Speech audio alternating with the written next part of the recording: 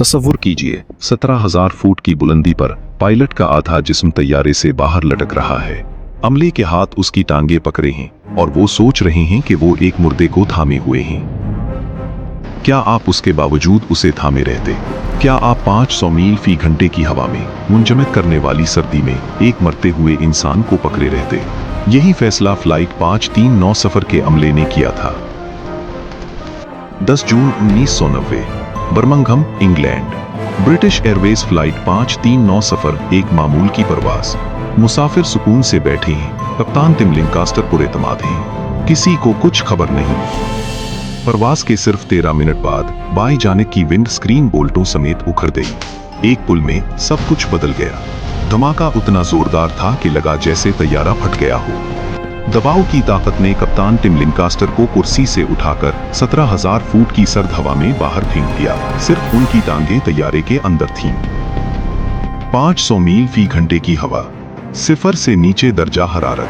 कप्तान का जिस्म तैयारे की बैरूनी दीवार से लगा हुआ था, उनका चेहरा इंजन की तरफ। मौत हर लम्हे मुमकिन थी। फ्लाइट अटेंडेंट नाइजल ओब्डन एक सेकंड की भी देर नहीं की। उसने अपने आप को कॉकपिट में फेंका और कप्तान की टांगे मजबूती से थाम ली। एक इंसान दूसरे इंसान की जिंदगी का लंगर बन गया। इसी लम्हे ऑटो पायलट बंद हो गया। तैयारा तेजी से नीचे जाने लगा। कॉकपिट में हर चीज उड़ रही थी, दस्तावेजात, आलात, हर शय। और वो चीख, हवा की लामतनाही चीख। पीछे कैबिन में मुसाफिरों को लगा कि मौत आ गई है। तैयारा अचानक तेजी से नीचे गिरने लगा। ऑक्सीजन मास्क खुद ब खुद गिर पड़े। बच्चे चीख रहे थे, बड़े दुआएं मांग रहे थे। को-पायलट एलिस्टेयर एचिसन अकेले थे। कप्तान बाहर थे, नाइजल उनकी टांगे पकड़े हुए था। एचिसन ने खुद ही उस तूफानी तैयारे को काबू में करना था, बगैर ऑक्सीजन के, बगैर किसी मदद के। एक सवाल जहन में आमा, क्या कप्तान जिंदा है? जिस्म बेजान लग रहा था, लेकिन अमले ने सोचा, अगर जिस्म इंजन में चला गया तो तैयारा तबाह हो जाएगा, सब मर जाएंगे। पकड़े रहो। नाइजल के हाथ जम गए। फ्रास्ट बाइट होने लगी।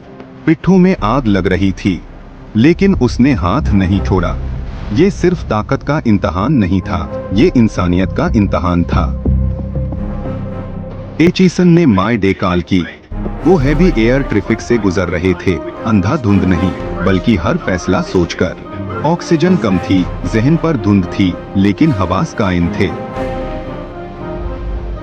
जब नाइजल की ताकत जवाब देने लगी तो दूसरे अमले के अरकान ने बारी बारी कप्तान को थामा। ये टीम वर्क नहीं, ये जिंदगी और मौत का खेल था। हर हाथ एक इंसानी जंजीर का हल्का था। एचिसन साउथहैम्पटन की तरफ बढ़ा। तैयारे की नाक पर कप्तान का जिस्म हवा की मुजाहिमत बढ़ा रहा था। तैयारे का तवाजुन बिगड़ा हुआ था। लैंडिंग मामूल की लैंडिंग नहीं हो सकती थी। साउथहैम्पटन एयरपोर्ट ने हंगामी ऐलान कर दिया। रनवे साफ हो गई। फायर ब्रिगेड, एम्बुलेंस, रेस्क्यू टीमें सब खड़ी थीं। सबको यकीन था कि वो लाश उठाने आए हैं। एचिसन ने तैयारा उतारा। ज्यादा रफ्तार, खराब तवाजुन, टूटा कॉकपिट, मुंजमद हुआ। लेकिन वो डटा रहा। ये एक पायलट की बहादुरी नहीं थी, ये पूरी नस्ल इंसानी के हौसले की दास्तान थी। रेस्क्यू टीम ने कप्तान टिम लिंकास्टर को देखा और उनकी आंखें फैल गईं। वो इंसान जिसे सब मुर्दा समझ रहे थे, जिंदा था। जिस्म में हरकत थी। ये मौजज़ा था। तहकीकात में इंकशाफ हुआ, विंड स्क्रीन के बोल्ट गलत साइज के थे, धागे मुख्तलिफ थे। एक मामूली गलती जिसने 500 मील फी घंटे की रफ्तार पर जिंदगी और मौत का खेल खेला। टिम लिंकास्टर को टूटी हड्डियां, फ्रास्ट बाइट और सदमे का सामना था, लेकिन वो जिंदा बच गए। सिर्फ 5 माह बाद वो दोबारा कॉकपिट में थे। नाइजल ओब्डन को फ्रास्ट बाइट और कंधे की चोट आई। वो मुस्कुराया और कहा, मैंने बस वो किया जो किसी भी इंसान को करना चाहिए था। यही जज्बा था जिसने उस रोज आसमान पर इंसानियत को जिंदा रखा। इस हादसे ने दुनिया भर की एविएशन इंडस्ट्री को हिलाकर रख दिया। मेंटेनेंस प्रोटोकॉल मुकम्मल तौर पर बदल गए।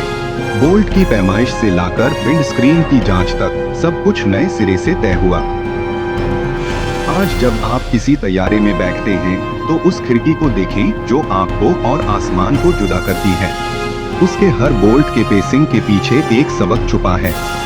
फ्लाइट 5390 ये सिर्फ एक हादसा नहीं था, ये इंसानी हिम्मत का वो सबूत था जो आसमान की बुलंदी पर लिखा गया।